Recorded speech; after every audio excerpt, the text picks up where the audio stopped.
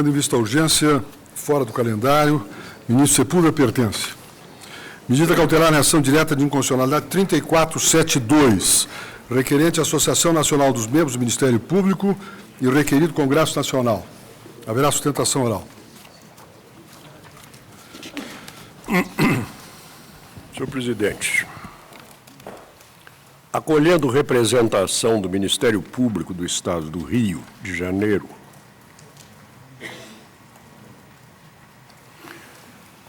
a Associação Nacional dos Membros do Ministério Público, CONAMP, propõe ação direta de inconstitucionalidade com pedido de suspensão liminar da eficácia das expressões e do Ministério Público, respectivamente, e da expressão e ao Ministério Público da União, contidas no parágrafo 1º do artigo 5º da Emenda Constitucional 45, de 8 de dezembro de 2004, que tem este teor. O caput é o seguinte: artigo 5º. O Conselho Nacional de Justiça e o Conselho Nacional do Ministério Público serão instalados no prazo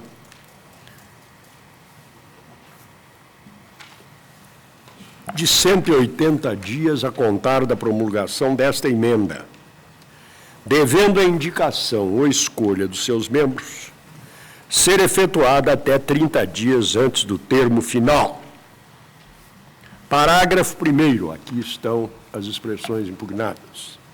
Não efetuadas as indicações e a escolha dos membros, dos nomes para os Conselhos Nacional de Justiça e do Ministério Público, aqui impugna-se, e do Ministério Público, dentro do prazo fixado no caput deste artigo, caberá respectivamente também se impugna, ao Supremo Tribunal Federal, e agora também impugnado, e ao Ministério Público da União,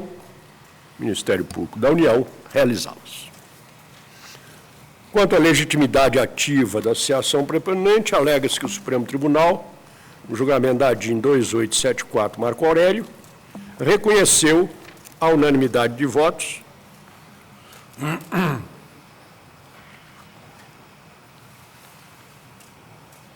a legitimidade ativa da CONAMP para a propositura de ação direta, reconheceu a CONAMP para a propositura da ação direta a qualificação de entidade de classe de âmbito nacional, artigo 103.9. Quanto à pertinência temática, aduz-se que, dentre as finalidades do requerente, estão de defender o fortalecimento do MP, instituição permanente, essencial, etc., e de promover a unidade institucional do Ministério Público Brasileiro. A impugnação tem como núcleo a inconstitucionalidade formal das expressões e do Ministério Público e ao Ministério Público da União e do advérbio, respectivamente. Códice da inicial. O pressuposto de validade de uma emenda constitucional quanto à sua gênese e observância estrita do processo legislativo previsto no parágrafo 2º do artigo 60 do texto original da Constituição da República. Ora, não se pode ter como emenda de redação elaborada pelo Senado Federal aquela que modifica substancialmente o texto aprovado em 2 turnos pela Câmara dos Deputados, consoante prova os documentos anexos.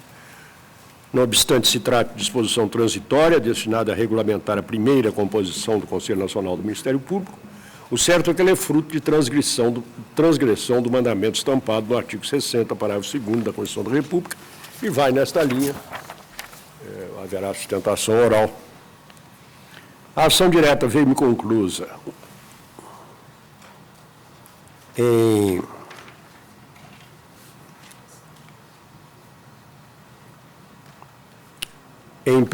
19 de abril de 2005, e no dia seguinte, ante o pedido de suspensão liminar, dei-lhe o encaminhamento previsto no artigo 12 da Lei 9868/99. Em 25 de abril de 2005, requereu a CONAMP a reconsideração do despacho e a concessão imediata da cautelar pleiteada, ante o prazo previsto no final do artigo 5º da chamada reforma do Judiciário, que vence em 6 de maio deste ano para indicação ou escolha dos membros dos referidos conselhos. No mesmo dia, despachei. Junte-se, reconsidero o despacho que aplicou o artigo 12 da Lei 9.868 e aplica o artigo 10, parágrafo 3º da mesma lei. Em mesa para julgamento liminar é o relatório. Pela requerente, a Associação do Ministério Público, falará o doutor Aristides Junqueira Valvenga.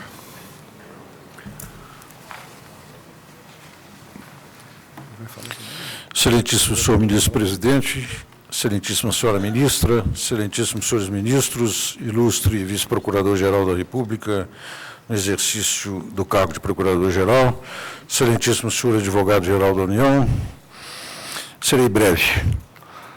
Como se viu, trata-se de inconstitucionalidade formal, já que na Câmara dos Deputados aprovou-se um texto e no Senado Federal o texto foi modificado, não foi suprimido, mas modificado, e modificado substancialmente, embora a ele se lhe desse o nome de emenda de redação. Qual foi a modificação? É uma disposição constitucional transitória de aplicação com relação à primeira formação do Conselho, em que se disse que se até o dia 6 agora, de maio, não houvesse a indicação e nem a escolha dos nomes para o primeiro conselho, tanto da magistratura quanto do Ministério Público, essas nomeações seriam feitas pelo Supremo Tribunal Federal. Esse era o texto primitivo. Qual é o texto aprovado pelo Senado Federal em virtude da emenda chamada de redação? É que, respectivamente, se não houvesse nomeação, respectivamente, o Supremo nomearia os membros do Conselho Nacional da Magistratura e os membros do Conselho do Ministério Público, Nacional do Ministério Público seriam nomeados pelo Ministério Público da União. Não é Procurador-Geral da República, não. É Ministério Público da União é que nomeia. É evidente que a emenda não é de redação. A emenda é modificação substancial.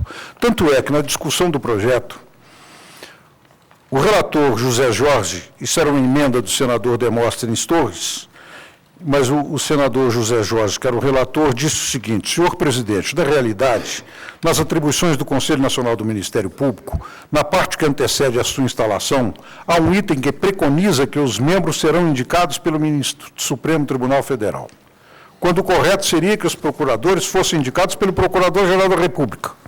Nem assim sai na emenda.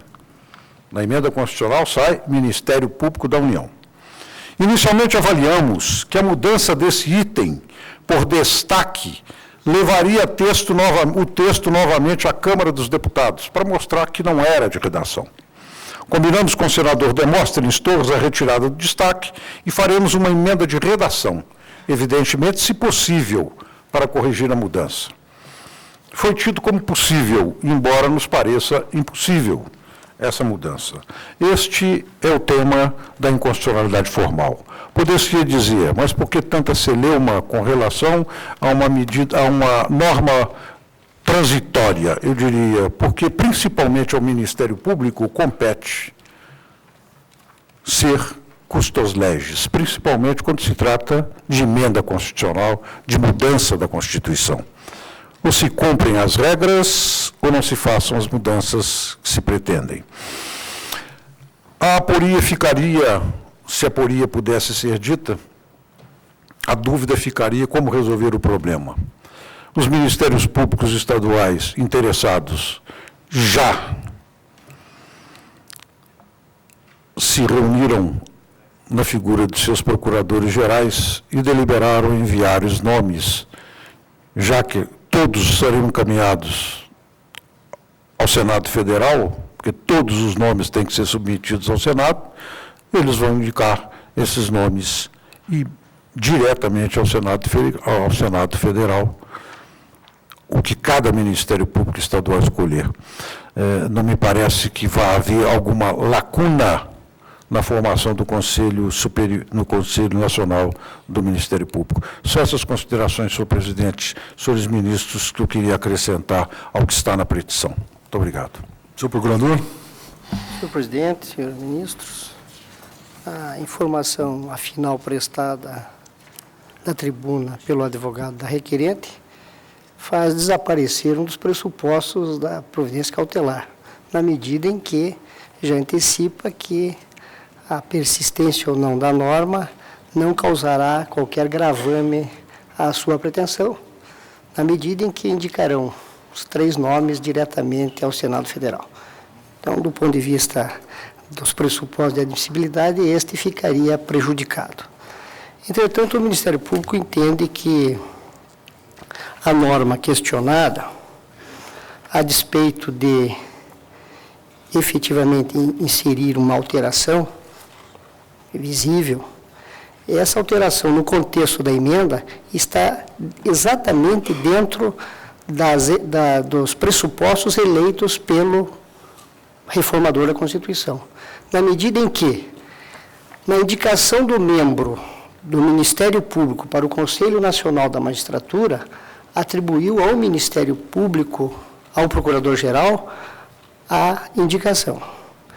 De sorte que a indicação dos membros do Ministério Público para o próprio Conselho ficaria restrito também ao Ministério Público. É certo que se refere ao Ministério Público da União, que tem como chefe também o Procurador-Geral da República e tem na estrutura legislativa da Lei 75 um conselho de assessoramento composto pelos demais procuradores gerais. De sorte que o Procurador-Geral, na persistência dessa norma, já havia também estabelecido, se proposto, inclusive, a encaminhar os nomes que seriam remetidos a ele, ao Ministério Público da União, com a indicação apenas de que fariam a escolha privilegiando, não repetindo a mesma região geopolítica. O Ministério Público, então, pleiteia, primeiro, a não concessão da liminar, e, em segundo lugar, a improcedência. Senhor relator. Presidente, eu começo apenas para documentar, recordando que já se chegou a negar a qualificação da ADIM, da CONAMP, para a propositura de ação direta, ADIM 1580, Maurício Corrêa, quando a guisa de ser ela uma associação de associações. Não só a esse respeito alterou-se a jurisprudência da Casa, mas se procedeu à alteração estatutária da CONAMP, agora, por isso, a Associação Nacional dos Membros do Ministério Público, que constituem os seus associados efetivos. De tudo, reconheço a qualificação. A pertinência temática, no caso, dispensa maior consideração, cuidando-se, como se trata, do processo de integração de membros do MP dos Estados na composição do Conselho Nacional do Ministério Público, manifesta a interseção do tema da norma impugnada com os fins institucionais de representação da categoria profissional que a entidade congrega. Por isso, conheço da ação. É pelo menos densa, digo eu, por derradeiro, a plausibilidade da arguição de inconstitucionalidade da regra transitória questionada, para não adiantar de logo a sua procedência patente.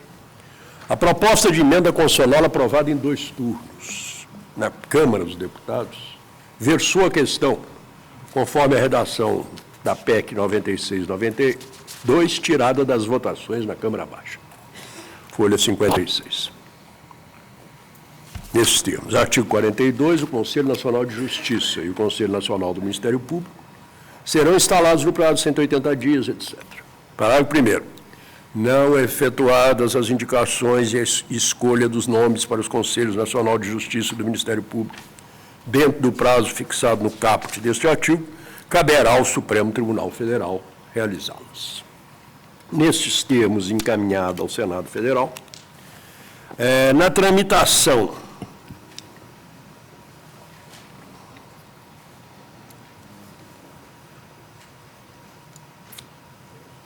a proposta aprovada ao Senado Federal, na tramitação da matéria na sua Comissão de Constituição e Justiça e Cidadania, é que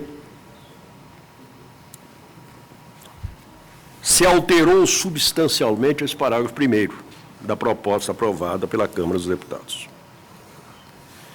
Explica-o a representação do MP do Estado do Rio de Janeiro, endossada pela requerente. Note-se que as inovações tiveram lugar na Comissão de Constituição e Justiça e Cidadania do Senado, por ocasião da apreciação do relatório do excelentíssimo senhor senador José Jorge. Apesar de Sua Excelência ter inicialmente prestigiado o texto oriundo da Câmara dos Deputados, o então artigo 4º da proposta de emenda sofreu a seguinte emenda de redação. Artigo 4º, parágrafo 1º, não efetuadas as indicações de escolha dos nomes para o Conselho Nacional de Justiça e do Ministério Público, dentro do prazo fixado no prazo desse artigo, caberá ao Supremo Tribunal Federal e ao Promotor-Geral da República realizá-las. As razões que justificaram fosse a inovação intitulada de emenda de redação foram assim expostas pelo excelentíssimo senhor senador José Jorge por ocasião da votação do destaque número tal da comissão. Senhor presidente, na realidade, foi lido pelo doutor Aristides.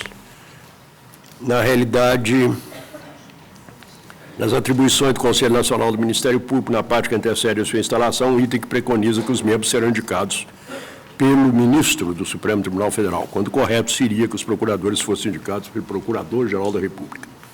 Inicialmente, avaliamos que a mudança desse item por destaque levaria o texto novamente à Câmara dos Deputados. Combinamos com o senador Demóstenes Torres a retirada do destaque. Faremos uma emenda de redação, evidentemente, se possível, para corrigir a mudança. Avançando nos trabalhos, a expressão promotor-geral da República... Ministro, o autor era o senador Demóstenes Torres, da É o emenda? que consta aqui. Ele fez como emenda, ou como destaque, depois veio como emenda do relator. Avançando nos trabalhos, a expressão promotor-geral da República foi substituída por Ministério Público da União. Inovação já encampada no parecer tal, por meio do qual a Comissão de Constituição, Justiça e Cidadania apresentou em 17 de novembro a redação para o segundo turno da proposta de emenda constitucional 29. E assim aprovada, só no segundo turno de votação, é de presumir, pelo plenário do Senado, o tópico alterado se inseriu no parágrafo 1º do artigo 5º da lei, da emenda constitucional 4504, que se veio a promulgar.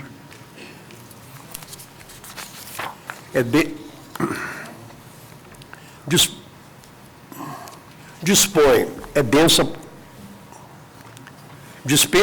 o artigo 130-A da Constituição, introduzido pela emenda constitucional 45, que, além do Procurador-Geral da República, que o preside, e de conselheiros estranhos à instituição, incisos 4 a 6, integrarão o Conselho Nacional do Ministério Público 4 membros do Ministério Público da União, assegurada a representação de cada uma de suas carreiras, inciso 2, e 3 membros do Ministério Público dos Estados, inciso 3. Prescreve, de sua vez, o parágrafo 1º do mesmo artigo 130-A, que os membros do Ministério Público do Conselho, oriundos do Ministério Público da União, serão indicados pelos respectivos Ministérios Públicos.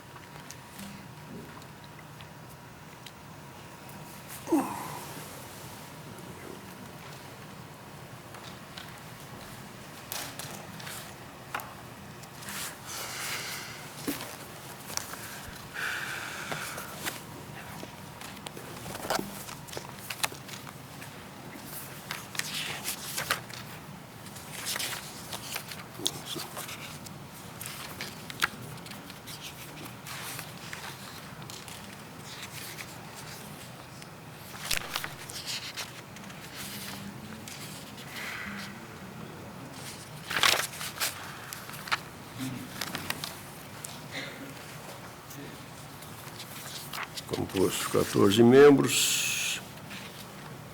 Os membros, parágrafo 1º esse, os membros do Conselho oriundos do Ministério Público serão indicados pelos respectivos Ministérios Públicos na forma da lei. A questão está na disposição transitória do artigo 5º da mesma emenda constitucional 45, o qual depois de fixar no caput, em 180 dias contados de sua promulgação, o prazo para a instalação do Conselho Nacional de Justiça e do Conselho Nacional do Ministério Público, devendo a indicação ou escolha de seus membros ser efetuada até 30 dias antes do termo final, preceituou conforme o texto promulgado. Não efetuadas as indicações dos nomes para o Conselho Nacional da Justiça e do Conselho do Ministério Público, dentro do prazo fixado no caput deste artigo, caberá, respectivamente, ao Supremo Tribunal Federal e ao Ministério Público da União realizá-las. Impugnam-se as expressões grifadas, respectivamente, ao Ministério Público da União, cuja inserção na emenda promulgada teria ofendido o artigo 60, parágrafo 2º da Constituição, que ao disciplinar o processo legislativo das emendas constitucionais estatui. A proposta será discutida e votada em cada caso do Congresso Nacional em 2 turnos, considerando-se aprovada se obtiverem ambos 3/5 dos votos dos respectivos membros. No processo das emendas à Constituição, rege, pois, o sistema bicameral puro. Daí que, se iniciada na Câmara dos Deputados a apreciação da proposta, e nos termos em que aprovada nela em 2 turnos,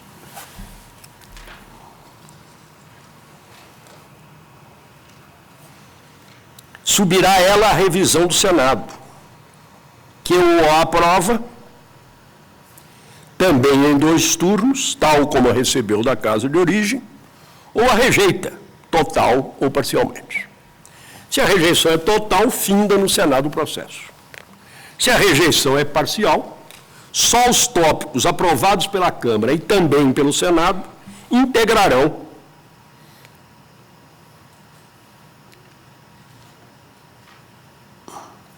o texto da emenda a ser promulgado pelas mesas de ambas as casas do Congresso Nacional. Certo, a prática parlamentar tem flexibilizado a rigidez bicameral do processo. Quando o Senado não se limita a suprimir proposições aprovadas pela Câmara, mas, a propósito da mesma matéria, aprova proposição diversa, tem-se devolvido a questão à Casa de Origem.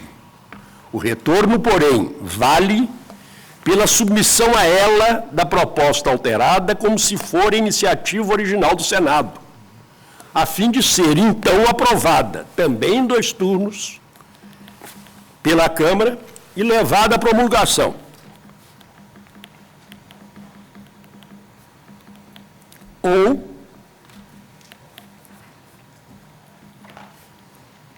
Ou rejeitada, pondo fim no tópico ao processo frustrado da emenda. Certo, tem-se admitido à Câmara Revisora a imposição de emendas de mera redação ao teor da proposta da Câmara de Origem, caso em que a promulgação contemplará a alteração de forma sem necessidade de retorno à origem. Dilucido ao acórdão da ADC 3, 2 de 12/99, lavrado por Vossa Excelência, senhor presidente. O retorno do projeto emendado à Casa Iniciadora não decorre do fato de ter sido simplesmente emendado. Só retornará se, e somente se, a emenda tenha produzido modificação de sentido na proposição jurídica. Ou seja, se a emenda produzir proposição jurídica diversa da proposição emendada. Tal ocorrerá quando a modificação produzir alteração em qualquer um dos âmbitos de aplicação do texto emendado, material, pessoal, temporal ou espacial.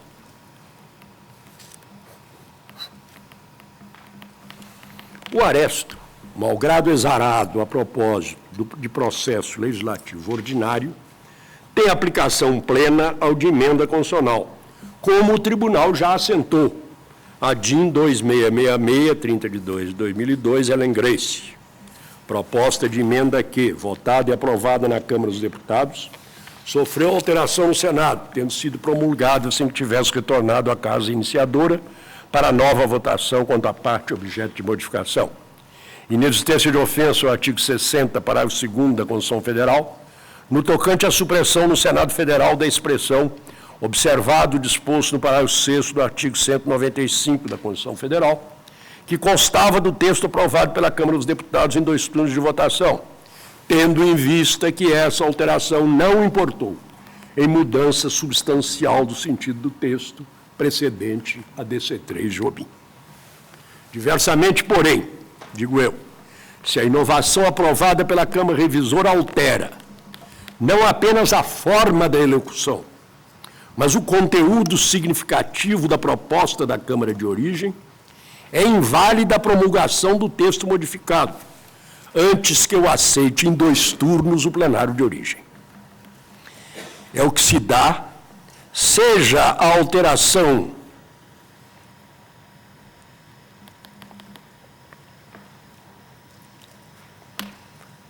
puramente supressiva, seja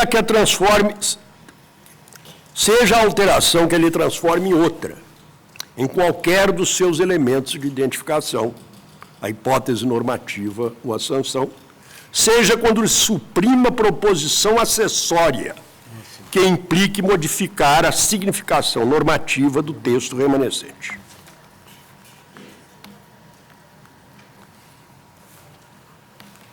Essa última, a supressão de proposição acessória, foi a hipótese resolvida na ADIM 2031, medida cautelar, Galotti, solução tornada definitiva na ADIM 2031, de outubro de 2002, Ellen, RTJ 181, este assim formulado no que interessa, no voto da eminente relatora. No que toca à alteração ocorrida no parágrafo 3º do novo artigo 75 do ADCT, filio-me ao entendimento esposado pela maioria dos ministros da Casa no julgamento cautelar, de que a expressão suprimida, hipótese em que o resultado da arrecadação verificado no exercício financeiro de 2002 será integralmente destinado ao resgate da dívida pública federal, não tinha autonomia em relação à primeira parte do dispositivo, assim redigida. É a União autorizada a emitir títulos da dívida pública interna, cujos recursos serão destinados ao custeio da saúde e da previdência social, em montante equivalente ao produto da arrecadação do contribuinte previsto e não realizado em 1999. Entendeu o plenário, continua a ministra Ellen Grace, que o Senado havia autorizado a emissão de títulos da dívida pública para compensar a ausência de arrecadação no período de janeiro a junho de 99, em face da não votação da proposta da emenda em tempo hábil. No entanto, essa autorização foi condicionada à destinação da arrecadação da contribuição verificada no exercício financeiro de 2002 ao resgate desses mesmos títulos. A vontade do Senado, assim, autorizando tal emissão, foi no sentido de condicionar a aplicação do produto da arrecadação ocorrido no ano de 2002 no resgate desses títulos. Entendeu a maioria dos ministros, ao meu ver corretamente, que não estavam diante de 2 normas autônomas, mas interdependentes, tendo em vista que a expressão suprimida indicava justamente a fonte prevista pelo Senado para a cobertura dos títulos emitidos. Diante dessa vinculação, a supressão da mencionada expressão pela Câmara dos Deputados deveria ter dado aso ao retorno da proposta ao Senado Federal para nova apreciação, visando o cumprimento do disposto no parágrafo 2º do artigo 60 da Carta Política. Até aqui a transcrição do precedente. Prossigo. Na espécie mais simples, mais que mera alteração,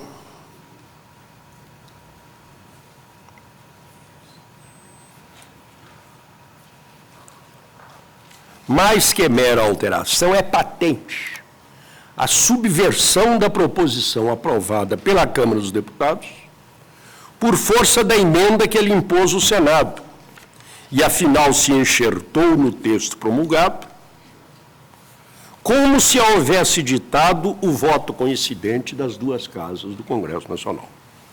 Cuida-se, como visto, de uma norma atributiva de competência transitória para a hipótese de não se efetivarem a tempo, na forma do texto permanente, as indicações ou escolhas de membros do Conselho Nacional de Justiça ou do Conselho Nacional do Ministério Público. A norma de competência, assim concebida, desdobra-se em 3 elementos de identificação. Primeiro, a hipótese normativa de sua incidência, omissão de indicações ou escolhas no prazo assinado. 2, o objeto da competência atribuída, suprir omissão verificada. E 3, o sujeito a quem é atribuída essa competência supletiva. Os 2 primeiros elementos mantiveram-se incólumes à revisão do Senado. A hipótese em que incidiria a regra de competência e o objeto desta, que era suprir as indicações não feitas. No terceiro, porém, com relação ao Conselho Nacional do Ministério Público, a mesma competência que a Câmara aprovar a outorgar ao Supremo Tribunal Federal é transferida pela emenda votada solitariamente pelo Senado ao Ministério Público da União. Evidente de seu turno, é o risco de manter-se vigente e operante a norma questionada, a reger a composição inicial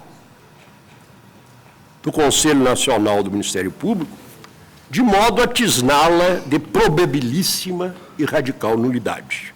Pau que nasce torto, é o dito popular. Esse o quadro, defiro a medida cautelar. Ministro Pertence, eu creio que na parte final do seu voto, quando Vossa Excelência diz atinar a composição inicial, estaria atinando a composição inicial supletiva. Supletiva. Porque, na verdade, quando foi feita a sustentação oral, há uma certa contradição entre o afirmado pelo eminente advogado e o constante da petição. Porque, na verdade, o que pretende a Associação dos Ministérios Públicos Estaduais está dito aqui, reconhecida a inconstitucionalidade formal, aqui apontada, a primeira composição do Conselho Nacional do Ministério Público estará condicionado ao advento da lei específica prevista no artigo 7º da Emenda Constitucional. O artigo 7º da Emenda Constitucional prevê que o Congresso Nacional instalaria imediatamente uma comissão especial para a elaboração dos projetos. Ou seja, nós temos que afastar essa possibilidade. Conselho, é o parágrafo 1º do artigo 130-A.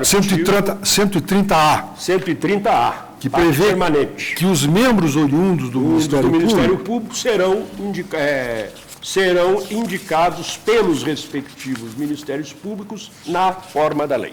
Eu vou acompanhar, eu peço para licença dos colegas, eu vou adiantar o voto, mas eu não posso deixar de fazer um registro histórico nesse caso. Esta pretensão... Já terminou o voto. Eu deferia. Esta pretensão foi apresentada no Senado Federal e foi confirmado não só pelo relator, como também da tribuna, pelo eminente senador Demóstenes Torres, que representa os interesses do Ministério Público Estadual. O irmão do senador é presidente da Associação do Ministério Público de Goiás. Teria havido um tiro no pé?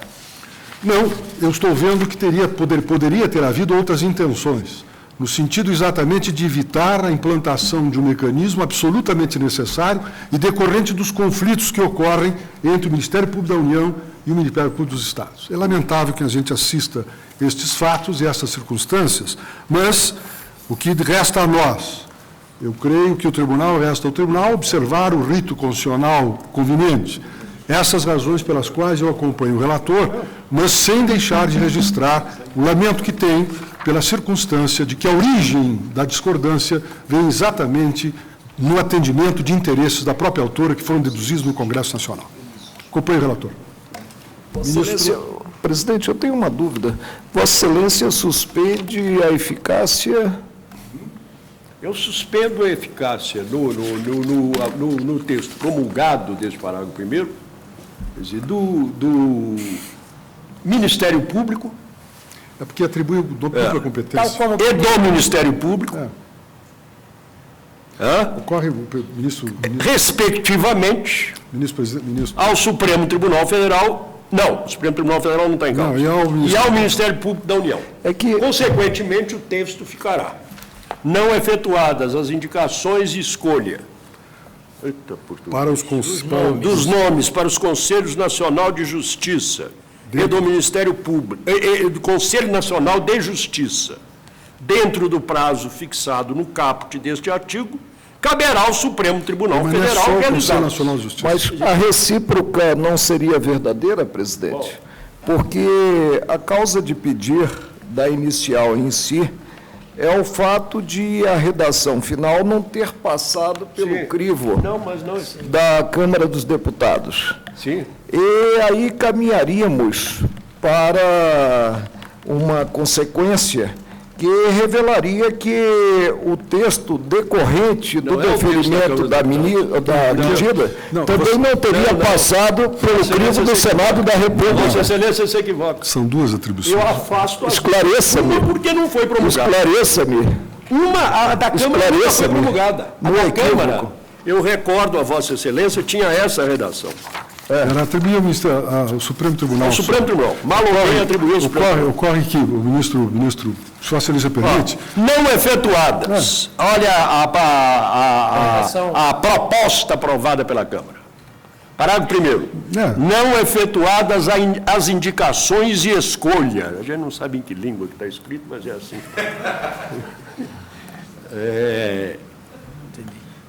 E escolha dos nomes para os Conselhos Nacional de Justiça e do Ministério Público, dentro do prazo fixado no caput deste artigo, caberá ao Supremo Tribunal Federal realizá-las, ambas.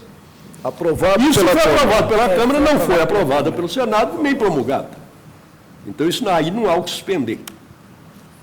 Eu suspendo o que o Senado aprovou e inseriu no texto promulgado, que era É que com essa suspensão, o Conselho Nacional do Ministério Nós- Público fica sem essa regra. nós chegamos, mas tem que ser instalado em 180 dias. Aí, nós chegamos a uma Claro, regência. aí a solução será Nós dada de outra chegamos a forma. uma regência com essa solução. Eu não estou querendo Claro, complicar a causa em si e o pedido formulado, nem a situação concreta. Mas chegamos a uma consequência que é única, ou seja, um texto que não foi também aprovado pelo Senado. ministro, sim, Não. este texto foi.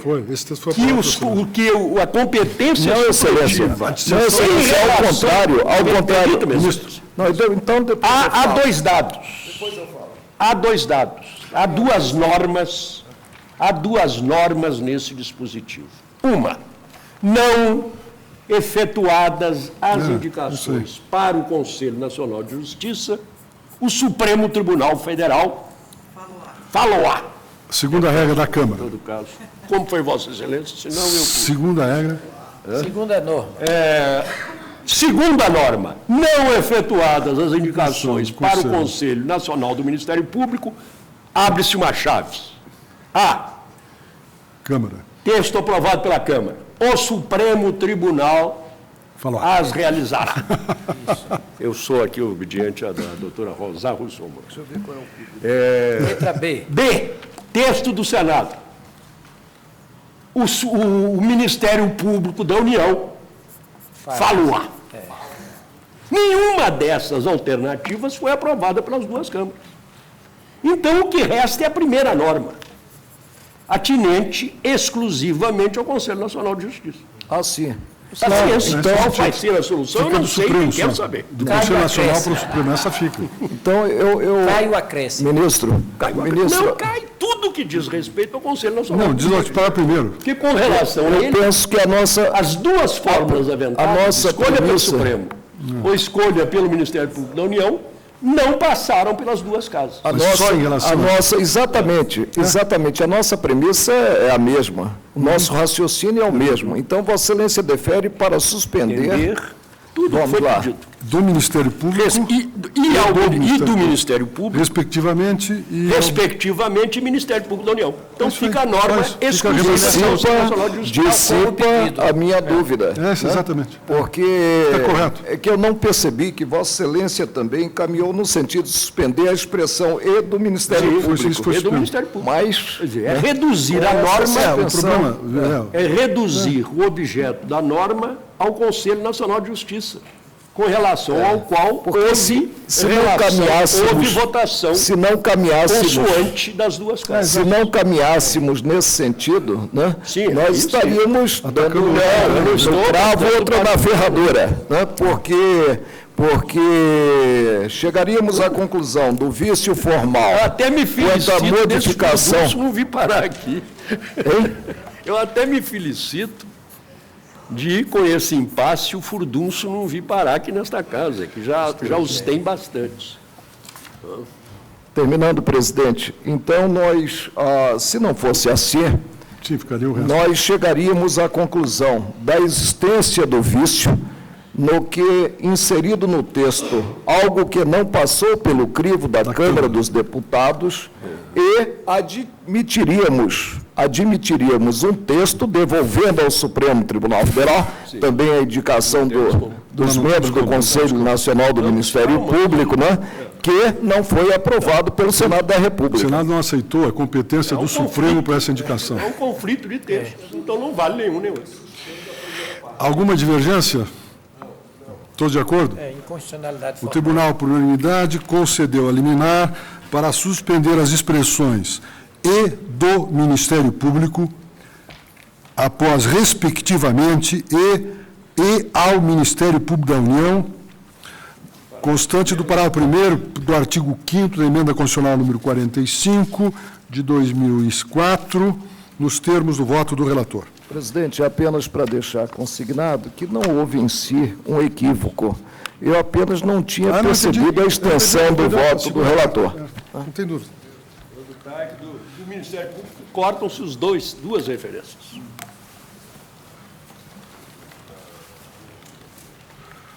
E depois o problema que vai surgir é que os dois membros do Ministério Público teriam sido indicados para o parágrafo 1º. O Conselho acabará se instalando sem os membros do Ministério Público. É lógico. Aí vão ter que chegar a um acordo, porque isso aí é disputa. Isso aí é clara disputa entre o Ministério Público da União e dos Estados. Vai Ou ser muito seja, engraçado. coisa que Vai não se soluciona. Eu não preciso anotar isso. Eu espero que isso não tenha Pode consequências. instalar esse conselho com uma fórmula. O procurador-geral de presidente e tudo estranho. Tudo estrangeiro. É porque precisa votar a lei. É muito público para pouco ministério. É muito público, não é, fator do Ministério. Então, o Ministério fica de fora. Aguarda a lei. Aguarda a edição da lei regulamentadora. Não vai aguardar, não. Isso vai dar uma consequência. Espera, vai acontecer. Mandato de segurança 24.045, Joaquim Barbosa.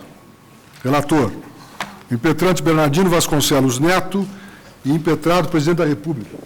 Senhor presidente, assim sintetizou o caso a Procuradoria-Geral da República.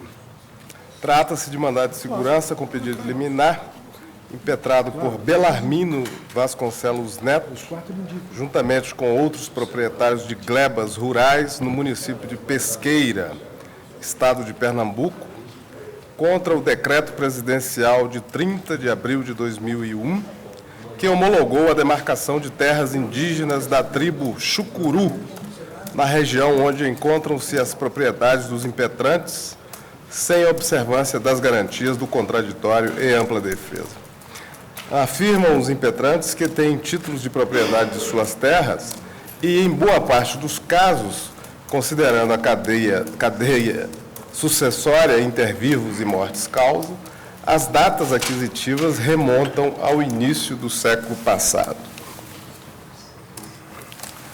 Aduzem que o decreto número 1775 de 96, através de seu artigo 2º, parágrafos 8º e 9º, garante plenamente o direito de defesa nos processos administrativos de demarcação, desde que instaurados após a sua vigência. Porém, de acordo com o seu artigo 9º, nos processos iniciados antes de seu advento, ou seja, na vigência do decreto número 22 de 91, a oportunidade de apresentar defesa dá-se somente a posteriori, já perante a autoridade ministerial, e não mais diante do órgão federal de assistência do índio, FUNAI, encarregado de impulsionar os processos. Pelo que o artigo 9º do Decreto 1775 contraria o princípio da ampla defesa. Ao final, requerem a suspensão da eficácia do Decreto de 30 de abril de 2001 e a concessão da segurança em definitivo para anular aquele ato presidencial a fim de assegurar-lhe o direito à ampla defesa. Constam informações da autoridade apontada como coautora, folhas 140 e 148. Em seguida, Vossa Excelência julgou improcedente a preliminar levantada pelas informações no sentido de ser a FUNAI litisconsorte passiva necessária e indeferiu o pedido de citação do excelentíssimo senhor Ministro de Estado da Justiça, por entender não ser este tampouco litisconsórcio passivo necessário, bem como indeferiu o pedido de liminar porque, tendo em vista o teor das informações que invocam o decidido por esse STF no mandado de segurança 21.649, pareceu-lhe não demonstrada de plano a relevância do fundamento da impetração e, ademais, ressaltou que da não suspensão do ato impugnado não poderá resultar a ineficácia da segurança, se vier a ser concedida. Fecha aspas. Esse é o parecer do Ministério Público que sintetiza o caso.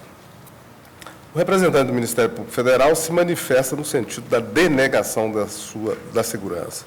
No seu entender, o Decreto 1775 assegura ampla defesa, inclusive aos casos em que os processos de demarcação se iniciaram anteriormente à sua entrada em vigor.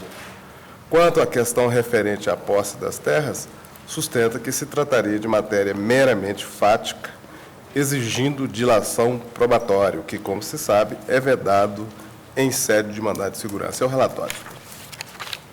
Falará pela Advocacia da União, doutor Alvo Augusto Ribeiro Costa. Senhor presidente, senhora ministra Helen Grace, senhor ministro relator, senhores ministros, senhor procurador-geral da República em exercício. Foi muito longo o caminho desse povo, que hoje está aqui, em parte, até que tiveram o decreto que impugnam, que é impugnado neste caso, o decreto de 30 de abril de 2001. Serei breve. A fundamentação da impetração, basicamente, reside em dois aspectos. O primeiro diz respeito à matéria de fato, a posse, a propriedade, a forma de utilização da área por quem se diz possuidor ou proprietário. E, no outro aspecto, o que se discute é a suposta inexistência de respeito ao contraditório e à ampla defesa e, en passant, a invocação da inconstitucionalidade que haveria do artigo em que se baseou a regularidade do processo concernente ao decreto 1775. Mas a solução desse caso já foi antecipada pelo ministro Moreira Alves, então relator, quando indeferiu a liminar e aludiu ao julgamento do mandado de segurança 21.649. E ali se vê, com a habitual precisão da ementa, o que é a solução preconizada desde aquele momento cautelar. Diz a ementa, quanto à primeira parte, tendo sido editado o decreto 1775 de 96, que garantiu o contraditório e a ampla defesa, ministro, também... Eu só preciso verificar se eu não estou impedido. Creio que não, Excelência. E não foi o que julguia, não foi o que decidia a defesa? No caso esse caso, do mandado de segurança 21.649, não se discutia o decreto que hoje se discute, o decreto de homologação. O que se discutia no outro caso, e veio a discussão, foi a regularidade do decreto 1775, Sim. se prejudicava ou não as alegações de afronta Não, ao a questão é contraditório outra. do decreto A 22. questão é outra. É que com esse decreto, isso não tem problema. Esse decreto foi editado por mim quando o Ministério da Justiça, do governo Fernando Henrique. Mas acontece que aqui diz, no parecer do procurador, de que os contestantes, enfim, os impetrantes, ofereceram defesa em relação à terra objeto desta situação. E essa defesa, eu creio que foi decidida por mim. Eu tenho aqui, Que era eu ministro da tenho Justiça. aqui o despacho.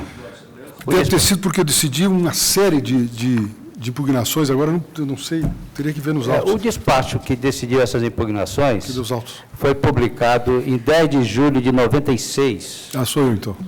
10 de julho de Estou 96. pedindo. Esse é um dado fundamental neste Porque eu caso. decidi todas as impugnações que foram apresentadas, as defesas oferecidas. Ministro Alegres, o senhor esquece a minha... Foi boa a lembrança do presidente, porque a solução realmente que se pede, primeiro é a que foi dada nesse mandado de segurança 21.649. E peço licença para repetir a ementa, porque sintetiza os dois pontos.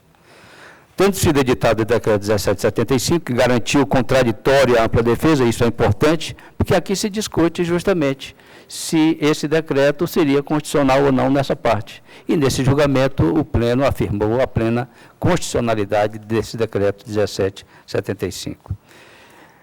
Se assegurou o contraditório e ampla defesa também aos proprietários que já estavam com seus imóveis demarcados com terras indígenas desde o decreto homologatório, desde que não tenha sido objeto de registro em cartório imobiliário ou na Secretaria do Patrimônio da União do Ministério da Fazenda e, portanto, estando ainda em curso a demarcação, ficaram prejudicados o incidente de inconstitucionalidade relativamente ao decreto 22 e a alegação de cerceamento de defesa. Aí é que se discutiu isso.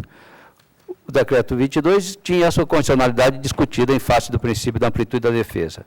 Já o 1775, que inclusive abriu uma margem para impugnação, margem essa que foi utilizada por inúmeros dos proprietários ou possuidores da área e que tiveram a solução exatamente nesse despacho que foi publicado em julho de 96. A matéria de fato é a matéria que, do ponto de vista administrativo, foi proclamada como verdadeira nesse despacho, que eu me dispenso de ler, porque já constará necessariamente do voto do relator. Mas, em síntese, quanto a essa questão da ampla defesa, a matéria estaria com antecipação, com solução sugerida pelo relator da época. No outro aspecto, da matéria de fato, disse também naquele mesmo acórdão, e vale para esse, é que esta Corte, e são citados vários precedentes, vem acentuando que a comprovação, quando contestada, como no caso foi, da inexistência da posse indígena, não se faz de plano, mas, ao contrário, necessita da produção de provas, inclusive pericial, sendo assim questão de fato controvertida e susceptível de ser apreciada em mandado de segurança, que exige a certeza e a liquidez do direito. Pois bem, neste caso, exatamente disso é que se cuida. Foi feita a demarcação, foi editado depois o decreto, foi facultado a todos os interessados a impugnação, essas impugnações foram tidas por improcedentes, através desse despacho número 32/96, do que resulta a absoluta inconsistência da alegação de cerceamento de defesa. A outra matéria, evidentemente, não pode ser apreciada em mandado de segurança, como é de sabença comum e repetida nesta casa, na doutrina, na jurisprudência, etc. A propósito, portanto, o que se há aqui falar é que se trata de uma pretensão jurídica fundamentada em situação de fato controvertida. E, portanto, dizendo respeito à posse das terras, utilização, etc., não teria solução possível no âmbito do mandado de segurança.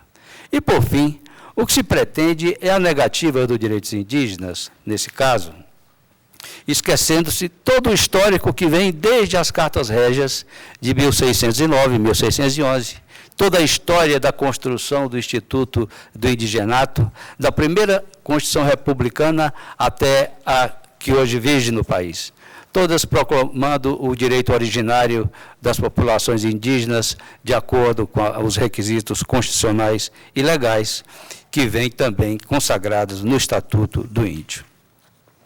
Não há, portanto, senhora presidente, senhores ministros, colega do tribunal, como, por qualquer dos ângulos em que se examine a pretensão descabida, como se lhe dar guarida. Por tais razões, e fazendo justiça histórica a este povo, espera-se o indeferimento do vrit. Palavra com o relator. Presidente, eu examino inicialmente as duas preliminares suscitadas pela Presidência da República. A primeira, na primeira, pleiteia-se a necessidade da citação da FUNAI como litisconsorte passível. Eu estou rejeitando essa preliminar, invocando o precedente do mandado de segurança número 23.759, agravo regimental, no qual se estabeleceu que autarquias federais como o INCRA não possuem legitimidade para intervir como litisconsortes passivos em mandado de segurança que impugnam decretos de desapropriação. O mesmo raciocínio deve se aplicar também à FUNAI, no caso de decreto que demarca terras indígenas, por duas razões. Em primeiro lugar, porque o ato atacado é da lavra do presidente da República e não da FUNAI. Segundo, a FUNAI, como autarquia federal, é órgão subordinado ao presidente da República. A segunda preliminar diz respeito à ausência de direito líquido e certo. Eu estou também rechaçando, porque a questão discutida no presente mandado de segurança não alcança a matéria fática. Os próprios impetrantes admitem isso quando afirmam que, embora possuam restrições acerca do mérito da demarcação, restringem-se a discutir a respeito ao princípio da ampla defesa. Quanto ao mérito, eu também estou denegando a segurança. E ressalto inicialmente que o tema já foi submetido a esta Corte. Por ocasião do julgamento do mandado de segurança número 21.641, relator ministro Moreira Alves, ficou assim estabelecido em decisão unânime, aspas, tendo sido editado o decreto número 1775, que garantiu contraditória e ampla defesa também aos proprietários que já estavam com seus imóveis demarcados como terras indígenas desde que o decreto homologatório não tenha sido objeto de registro em cartório imobiliário ou na Secretaria de Patrimônio da União do Ministério da Fazenda e, portanto, estando ainda em curso a demarcação, ficaram prejudicados o incidente de inconstitucionalidade relativamente ao decreto número 22 de 91 e a alegação de cerceamento de defesa, fecha aspas. Insurgem-se os impetrantes basicamente contra a distinção feita entre o direito de defesa aos interessados de terras cujos processos demarcatórios se iniciaram antes do advento do decreto 1775 e os que se iniciaram após a publicação do referido decreto. Enquanto, no segundo caso, a defesa alcança todas as fases do processo de demarcação, conforme os parágrafos 8º e 9º do artigo 2º, no primeiro caso, há uma única oportunidade para a defesa já perante a autoridade ministerial. Ademais, para os processos iniciados a partir da vigência do decreto, os interessados teriam um período de duração dos trabalhos acrescentado de 60 dias. Não procedem as impugnações dos impetrantes. Como bem ficou ressaltado na ementa do precedente citado, o decreto 1775 não viola a ampla defesa. Em verdade, essa nova normativa veio para corrigir erros que se encontravam no decreto anterior que disciplinava a matéria, ou seja, o decreto 22 de 91. O tratamento diferenciado em relação aos processos iniciados antes do advento do decreto 1775 tem uma razão lógica. É que o nível de impugnação à demarcação das terras não poderia ser o mesmo que o otorgado aos processos surgidos após o advento do decreto 1775. No primeiro caso, os trabalhos referentes à demarcação já se iniciaram. No segundo, não. Na segunda opção, geraria um ônus redobrado, tanto para os interessados como para a administração.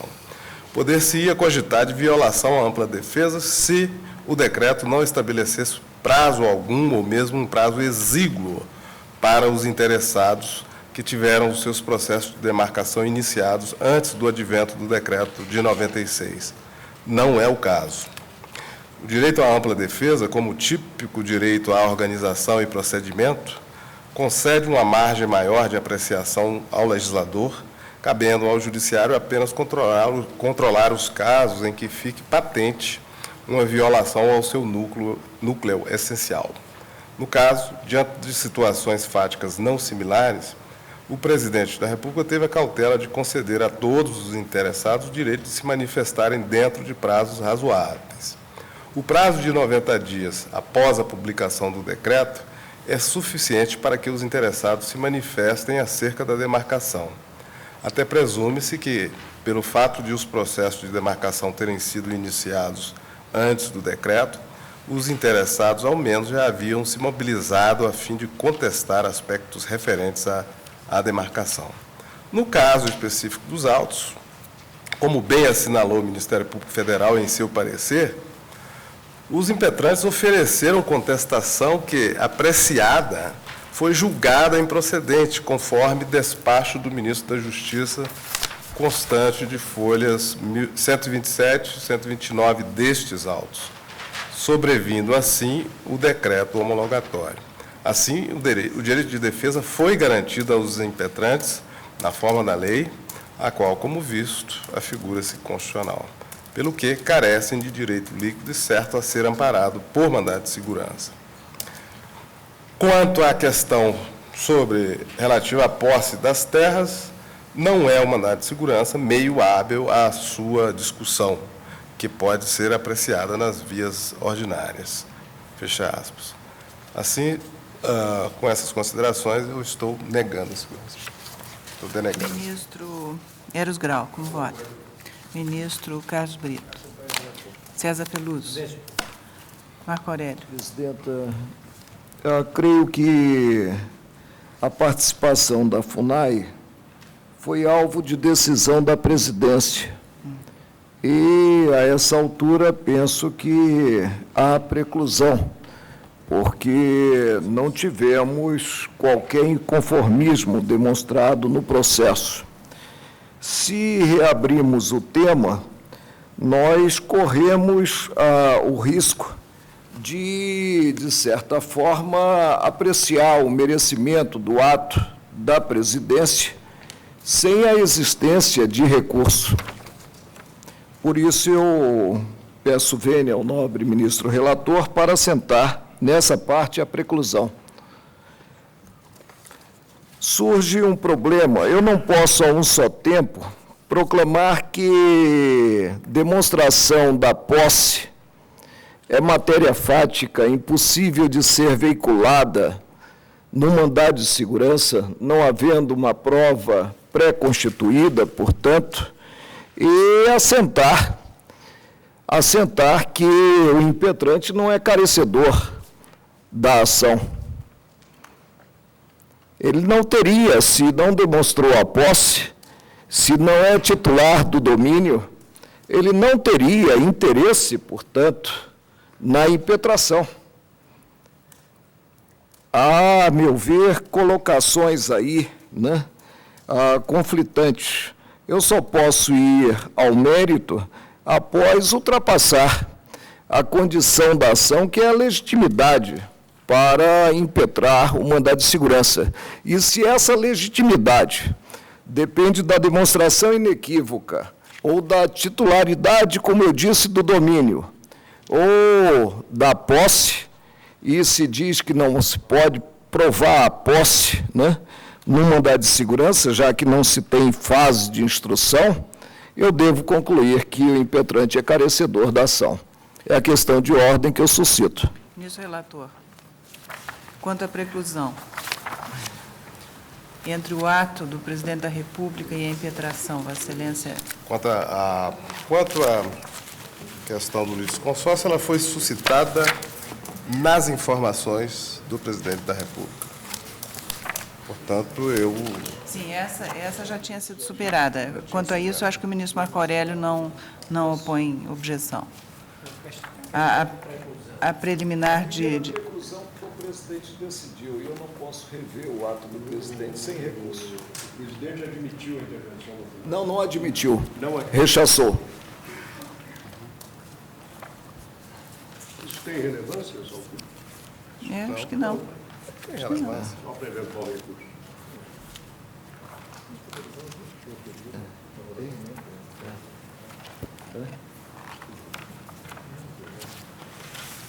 Presidente, Sim. indico adiamento por alguns minutinhos para eu consultar. Esse voto está pronto há muitos meses.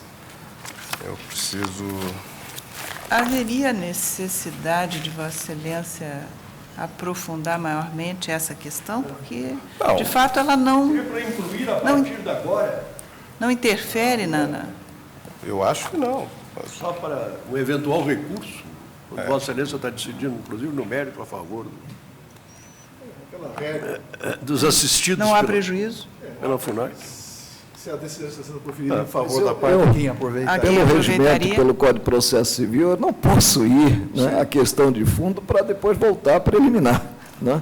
Daí a minha dificuldade. Mas não tem importância, desde que Vossa Excelência registre o meu voto, entendendo precluso Isso o tema, eu considero- silencio. Não, Tá certo. Eu reconheço a precisão técnica da objeção do ministro Marco Aurélio, mas, na verdade, o que a praxis tem consagrado há muito tempo é que, não havendo direito líquido O que nos conforta é que não há, denega-se a segurança.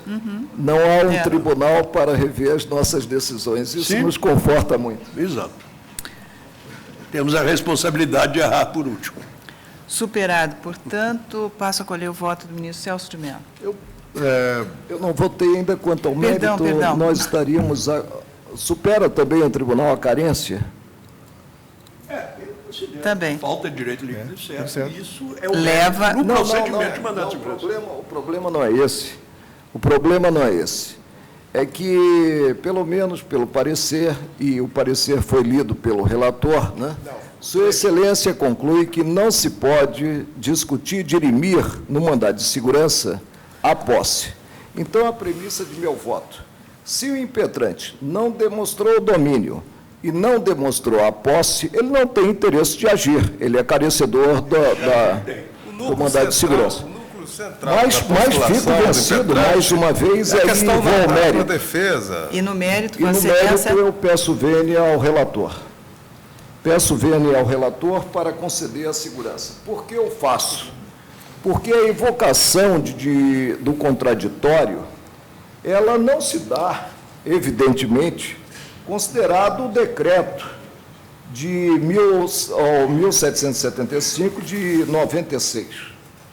Esse decreto, ele previu o contraditório, mas o fez para, de certa forma, reconhecer que até então estaria havendo transgressão ao princípio constitucional do contraditório quanto ao processo administrativo em curso. E revelou que processos subsequentes a ele decreto teriam um contraditório observado desde o início, enquanto aqueles já em andamento, né, seguiriam, abrindo-se dali para frente a oportunidade de manifestação não só das pessoas jurídicas de direito público, como também de interessados. Ora, se não houve a observância, como exigido pela Constituição Federal, desde o início do processo administrativo, evidentemente, o contraditório foi inobservado. Com essa premissa, eu peço vênia para concedê-la. Ministro Celso de Mello. Senhora Presidente, eu peço vênia para rejeitar as preliminares na linha do voto proferido pelo eminente ministro relator, e no que concerne ao fundo da controvérsia, também peço vênia para denegar este mandado de segurança. Entendo que se observou no procedimento administrativo de demarcação de terras indígenas a cláusula constitucional assecuratória do contraditório. Na verdade, editou-se o decreto 1775/96 com o objetivo de superar-se um vício de inconstitucionalidade formal que esta Corte já divisara em diversos mandatos de segurança que haviam sido, então, impetrados em face do anterior decreto presidencial. E a norma inscrita no artigo 9º do decreto 1775/96 é muito clara, não é, fiel à cláusula constitucional que garante o contraditório mesmo em procedimentos administrativos, ao facultar a quaisquer interessados, sejam pessoas físicas ou jurídicas, inclusive as pessoas políticas, nomeadamente aos Estados-membros e aos municípios, a possibilidade de, em sede administrativa, contestarem o processo no estágio em que se encontrava, quer dizer, o período anterior teria corrido sem o contraditório. Sim, mas no caso houve, concretamente, o oferecimento de uma contestação. Contestação que foi julgada. Foi objeto de decisão. E foi objeto de uma decisão administrativa proferida pelo então ministro da Justiça. De tal modo que, a mim me parece, senhora presidente, que essa invocação por parte do impetrante de que se transgrediu a cláusula do contraditório não procede. Por isso, pedindo vênia, eu acompanho o voto do eminente ministro relator e, em consequência, denego o mandado de segurança. Ministro Sepúlveda pertence. Também o senhor presidente apreciaria, se necessário, mas parece desnecessária, a questão da intervenção da FUNAI, que com relação à qual me convenci do voto do ministro Marco Aurélio, que estaria coberta pela preclusão. No mérito, peço vênia para acompanhar o eminente relator com as relevantes achegas que trouxe ao seu voto o ministro Celso de Mello. Proclamo, portanto, o resultado. O tribunal, por maioria, denegou a segurança, nos termos do voto do relator vencido, o ministro Marco Aurélio. Certo? Não quer mais. Não. Tem alguma coisa?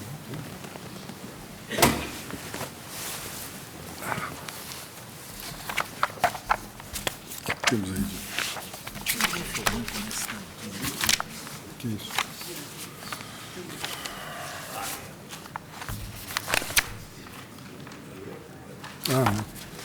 Nem pensar.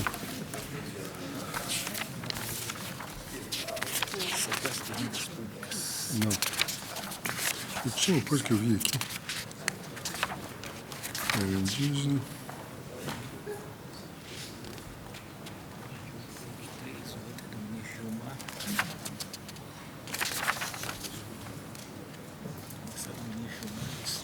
O Dimar saiu?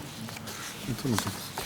Senhores ministros, esgotamos a nossa, tendo em vista o afastamento, a ausência do ministro Gilmar Mendes. Nós vamos encerrar a sessão, mas antes disso eu retiro de pauta, a pedido do relator, ministro Marco Aurélio, da ação direta inconstitucional 2864. Está encerrada a sessão.